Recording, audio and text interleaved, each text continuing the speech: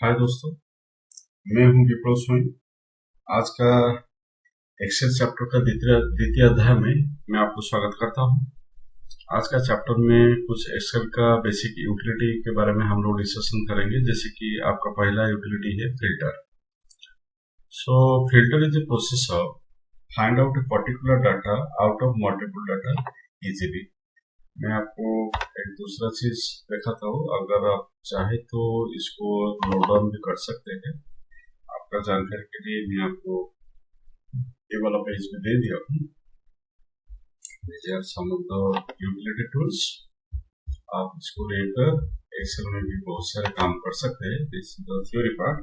सो हम लोग theory part भी डिस्कशन करते हैं और प्रैक्टिकल पार्ट भी दिखाते हैं। हमको पढ़ाते हैं इसलिए सब कुछ तकरीबन याद है, बट आप लोगों को तो सब स्टेप याद नहीं रहेगा। तो अगर आप चाहे तो कुछ स्टेप इधर नोट डाउन कर सकते हैं। जैसे कि हेडिंग क्या है, यूटिलिटी फंक्शन ऑफ एक्सेल। पहला अध्याय है filter. As you see, it is a process of look out a particular data out of multiple data in each process. For this, आप एक्सेल शीट में पहले डाटा एंट्री कीजिए, उसके बाद top row को सिलेक्ट कीजिए, देन डाटा मेनू को जाइए, देन उधर आपका फिल्टर वाला ऑप्शन को यूज कीजिए। ठीक है, so let us do it. तो अभी हम लोग एक्सेल पेज को खोलते हैं। तो हम लोग एक इलेक्ट्रॉनिक शोरूम का डाटा सेट बनाने के लिए कोशिश कर रहे हैं। ओके, इलेक्ट्रॉनिक शोरूम का मैं डाटा सेट बना रहा हूँ। सो let us have a look. तो कुछ आइटम का हेडिंग दे रहा हूँ। जैसे कि पहले आइटम का आपका हेडिंग क्या है, आइटम। देन आपका नेक्स्ट आपका आएगा रेट। देन आपका इधर भी दे रहा हूँ क्वांटिटी। देन इधर आपका दे रहा हूँ अमाउंट। बराबर। तो इधर आइटम में लिख रहा हूँ पीवी।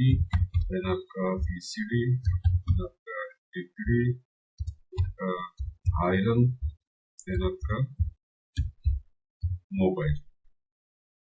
ओके, देन दूसरा भी आइटम आपको रख लेते हैं, जैसे कि फ्रिज। ओके, ऐसे आप जितने चाहें उतना आइटम लिख सकते हैं। तो रेट डाल रहा हूँ। तो फॉर फ्रिज का वैल्यू दिया वो 35,000। बीसीडी का रखा हूँ आपका 3,590। एंड डिग्री का रखा हूँ 5,643। आयरन का रखा हूँ 1,234 रुपया। मोबाइल का रखा हूँ 5,500। देन फीस का रखा हूँ 7,654 रुपया। ठीक है, अभी इसको सिलेक्ट करके पैसा घर रुपया घर के हिसाब से अगर आप लोग डिस्ट्रीब्यूशन करना चाहते हैं, पूरा वैल्यू को आप सिलेक्ट कर लीजिए। मतलब लेफ्ट की प्रेस करके ऊपर से नीचे खींचते रहिए, ये आपका पूरा सिलेक्शन हो जाएगा। इधर होम मेन्यू के अंदर एक ऑप्शन आपको मिलेगा। देखिए इधर क्या लिखा है, कॉमा। अगर मैं कॉमा साइन दे रहा हूँ तो क्या पैसा के हिसाब से ऑटोमेटिकली डिस्ट्रीब्यूशन हो जाएगा। देन कुछ क्वांटिटी डालते हैं, कितना क्वांटिटी स्टॉक हमारे पास है एंड टोटल इसका वैल्यू कितना है। So let us put some quantity here. Okay, so here I am putting some item quantity, जिसको लेकर हमको टोटल अमाउंट निकालना है। तो हम लोग इसे तरीके से, अगर मेरे पास क्वांटिटी दिया जा रहा है, रेट दिया जा रहा है, तो अमाउंट में कैसे निकालोगे, क्वांटिटी मल्टीप्लाई रेट। तो जैसे कि आपको बता दूं, हम लोग कैलकुलेटर में जैसे हिसाब जोड़ते हैं, कंप्यूटर में special in Excel in opposite direction. Suppose calculator में हम लोग एडिशन, सब्ट्रैक्शन, मल्टीप्लिकेशन, डिवीजन वगैरह करना चाहते हैं। How do you do the calculation? पहले तो संख्या लिखेंगे, उसके बाद प्लस या माइनस और इनटू और डिवीजन साइन देंगे, देन फिर कुछ संख्या लिखेंगे, देन इक्वल टू, तब तो result will come. But Excel का फंडा क्या बोलता है, in Excel function always begins with equal to sign. तो जिस घर में हमको रिजल्ट निकालना है, पहले उस घर में इक्वल टू साइन देना है, देन कुछ संख्या लिखना है, उसके बाद प्लस माइनस इंटू डिवीजन कुछ भी अरिथमेटिक ऑपरेटिव सिंबल देना है, देन अनदर वैल्यू लिखना है। इक्वल टू से तो आप लोग शुरू कर चुके हैं, रिजल्ट कैसे आपको मिलेगा, bye pressing enter. So here है, तो पहले तो इक्वल टू दे रहा हूँ, तो मेरे को अभी मल्टीप्लाई करना है 35,000 मल्टीप्लाई 35,000 मेरा कौन सा घर में लिखा हुआ है, बी कॉलम सेकंड रो। सो मैं जो 35,000 के ऊपर माउस दबा रहा हूँ, इधर ध्यान से देखिए मेरा क्या आ गया, B2 आ गया। सो B2 का वैल्यू कितना है, 35,000 रुपया। Then put a multiplication sign here, that is shift and 8 and B2 into C2. So B2 into C2 मतलब that is 35,000 multiply 30 and equal to sign तो पहले से दे चुका हूँ, रिजल्ट कैसे पाऊंगा? By pressing enter.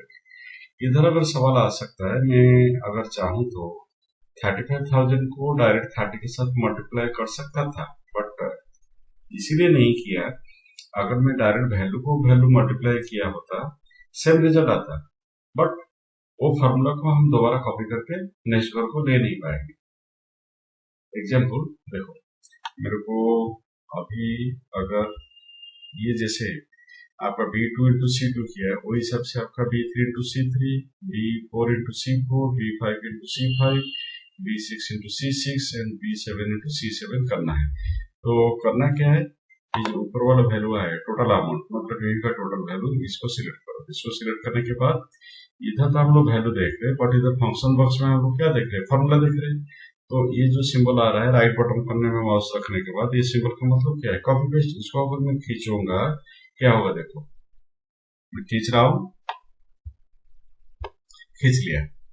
ओके, तो ध्यान से देखिए मेरा इधर क्या क्या चेंजेस आपका ऑलरेडी हो चुका है। इसको अगर मैं डबल क्लिक कर रहा हूँ, लेफ्ट क्लिक, क्या आ रहा है? B3 इंटू C3, ये आपका क्या आ गया? B4 इंटू C4, ये आपका क्या आ गया? B5 इंटू C5, ये आपका क्या आ गया? B6 इंटू C6, ये आपका क्या आ गया? B7 into C7। तो मैं सेल को रेफरेंस इसीलिए लिया है, तो एसएल का ये तो सबसे बड़ा प्लस पॉइंट है। अगर आपको मालूम है आगे से उसी फॉर्मूले में आपको बार बार काम करना है, always take cell as a reference, मतलब जो डाटा को आप लोग कुछ कैलकुलेशन में डालने वाले हैं, वो डाटा जो सेल में लिखा गया है उसी सेल को रेफरेंस के हिसाब से लिखिए, so that you can reuse the cell formula again and again in new area easily.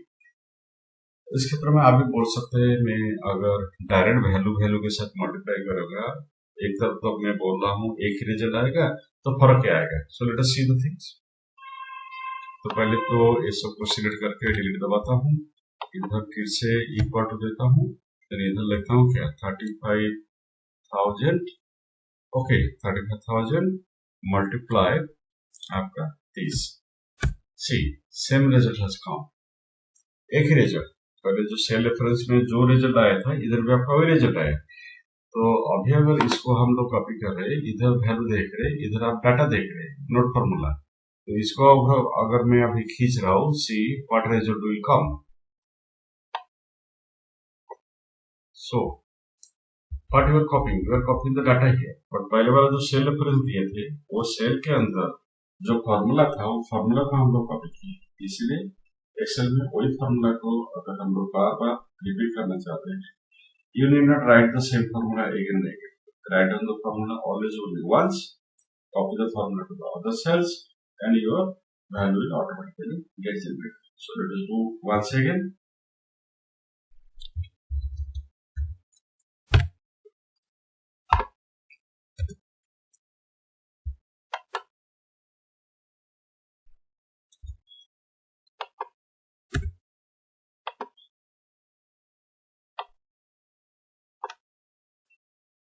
Okay, तो ये तो हो गया आपका कैलकुलेशन पार्ट। तो अब हम फिर पहला चैप्टर को वापस चले जाते हैं, फिल्टरिंग। सो फिल्टरिंग का मतलब थोड़ी देर पहले आपको समझा रहा था, it is process of look out a particular data out of particular data easily. तो इधर हम लोग 5 या 6 आइटम लिखते हैं। अगर आपको पूछा गया है मेरे पास टीटी कितना पीस है, कि एक पीस पीसीबी का मूल्य कितना है, कि फ्रीज कितना टोटल वैल्यू का है, हम लोग देखकर आसान से बता सकते हैं। बट प्रॉब्लम इज दैट इसी सीक्वेंस में अगर रो पर से 100 आइटम लिखेंगे, हमको तो मालूम कि कोई ना कोई रो कॉलम में डाटा लिखा जा रहा है, मतलब रो के हिसाब से रो डाटा पुट किया जा रहा है, कॉलम के हिसाब से कॉलम वाला डाटा को भी पुट किया जा रहा है, but that is in which column और व्हिच रो इकट्ठा हम लोग थोड़ी देख पाएंगे। तो कोई भी डाटा को ढूंढने के लिए हम लोग अगर पर्टिकुलरली वही रो कॉलम तक जाएंगे, तब तो जो डाटा को ढूंढ रहे हैं हम लोग वही डाटा देख पाएंगे ना, नहीं तो सब डाटा इकट्ठा नहीं देख पाएंगे। तो वो क्या होगा, डाटा को ढूंढ कर निकाला जा सकता है, पर that is a very time taking process, that is a very time taking process. तो उस क्षेत्र में हम लोग क्या करेंगे, फिल्टर वाला ऑप्शन यूज करेंगे। तो पहले तो डाटा एंट्री कर लीजिए, उसके बाद टॉप रो को सिलेक्ट कीजिए, ठीक है। उसके बाद मैं टॉप रो को सिलेक्ट करता हूँ, सिलेक्ट करने के बाद कौन सा मेनू को जा रहा हूँ, डाटा मेनू। तो डाटा के अंदर इधर मेरे को इंटरफेस मिलता है फिल्टर वाला। तो देखो जब फिल्टर के ऊपर माउस दबाया ये आपका डाउन वाला सिंबल आ चुका है। So this is the actually filtering भी। तो अभी आइटम वाला जो फिल्टर इसके ऊपर माउस क्लिक कीजिए। तो पहले सिलेक्टर को डिजेबल कीजिए, मेरे को ढूंढना था मोबाइल का डाटा, मोबाइल को चेकबॉक्स को एक्टिव कीजिए, ओके कीजिए। तो देखिए क्या हो गया, आपका मोबाइल का डाटा सामने आ चुका है। उसका मतलब ऐसा नहीं है बाकी जो डाटा को आप लोग अभी देख रहे थे वो आपका डिलीट हो गया, वो असल में डिलीट हुआ नहीं। जो डाटा को आप लोग ढूंढ रहे थे वो डाटा आपके सामने आ गया, बाकी सब डाटा आपका हाइड हो गया। फिर से अगर सब डाटा को आप लोग देखना चाहते हैं इसको फिर से आप क्लिक कर सकते हैं, सिलेक्ट ऑल कीजिए, ओके कीजिए, तो हो गया आपका। अगर वैल्यू के हिसाब से हम लोग फिल्टर करेंगे तो सिलेक्ट ऑल को क्लिक करके चेकबॉक्स को एक्टिव करके न्यूट्रल करेंगे, ये नीचे वाला हाईएस्ट वैल्यू को चॉइस करेंगे। We don't know actually this value leads to which item. So जैसे आइटम के हिसाब से हम लोग फिल्टर किए थे, वैल्यू के हिसाब से भी हम लोग फिल्टर कर पाएंगे। तो ओके कर रहा हूँ। तो जैसे कंक्लूजन हम लोग कहाँ पहुंचे, TP is the costliest item in our showroom. But इस प्रॉब्लम में हम लोग फिल्टर कर सकते हैं, but the problem is that sometimes in face problem. इधर में कितना आइटम लिखा था, 6 आइटम लिखा था। तो अगर मैं फिल्टर ऑप्शन को जाऊंगा, I can see all the item together from where I can choose the item that I am looking for. But इधर अगर 50 या 100 आइटम लिखा जाएगा, खुद सोचिए इतने सारे छोटा वाला बक्सा में सब आइटम तो हम इकट्ठा देख नहीं पाएंगे। तो उसमें क्या होगा, जब इसमें जितना स्पेस है उससे अगर ज्यादा आइटम, मतलब मेन मास्टर पेज पे अगर ज्यादा आइटम हम लोग पुट करेंगे, इधर क्या होगा, एक वर्टिकल स्केल आ जाएगा, ये जैसा एक वर्टिकल स्केल आ जाएगा, फिर एक नीचे एक हॉरिजॉन्टल स्केल आ जाएगा। उसको हम लोग को जो डाटा को फिलहाल हम लोग ढूंढने के लिए कोशिश करेंगे उसको फिर वर्टिकल स्क्रॉल करके चेक करना पड़ेगा, हॉरिजॉन्टल स्क्रॉल करके चेक ऑल्सो करना पड़ेगा। बात तो सेम हो गया। कोई प्रॉब्लम बाहर हम बिना फिल्टर वाला ऑप्शन हम लोग यूज करके उसी प्रणाली में हम लोग तो बाहर में काम कर रहे थे, वो थोड़ा हमारा ज्यादा समय लग गया, ज्यादा टाइम चला गया, इसलिए तो हम लोग फिल्टर ऑप्शन के अंदर आए ना। तो कहने का मतलब ऐसा है, फिल्टर टूल यूज करके अगर फिल्टर मेनू के अंदर हम लोग फिर हॉरिजॉन्टली वर्टिकली स्क्रॉल करके डाटा को ढूंढने के लिए कोशिश करेंगे, उससे तो अच्छा है बिना फिल्टर में डायरेक्ट बाहर भी डाटा को ढूंढा जा सकता है कि नहीं। तो अगर इस टाइप का प्रॉब्लम में आप लोग पड़ गए हैं, आ गए हैं, फंस चुके हैं, तो उसमें से कैसे निकलेंगे हम लोग, देखो अभी इसको खोलो, जहां ज्यादा आइटम आ गया है इसको क्लिक मत करो। इधर ये टेक्स्ट ढूंढा जा रहा है, इधर टेक्स्ट फिल्टर। तो टेक्स्ट फिल्टर में इधर इक्वल को चॉइस कर सकते हैं, नहीं तो कंटेंट्स को चॉइस कर सकते हैं। तो इक्वल्स, तो मैं इक्वल को चॉइस किया। तो इधर सर्च बॉक्स में मेरे को डाटा ढूंढना है किसका, आयरन का। So I write down the word that is iron in press okay.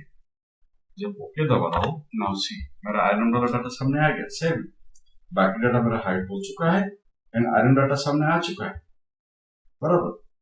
तो कितना आसान से ढूंढ सकते हैं आप लोग। तो सर्च बॉक्स में वो आइटम का नाम सिर्फ लिखना है। तो फिर से अगर पूरे का पूरे सब आपको देखना है तो सिलेक्ट ऑल क्लिक कीजिए, ओके कीजिए।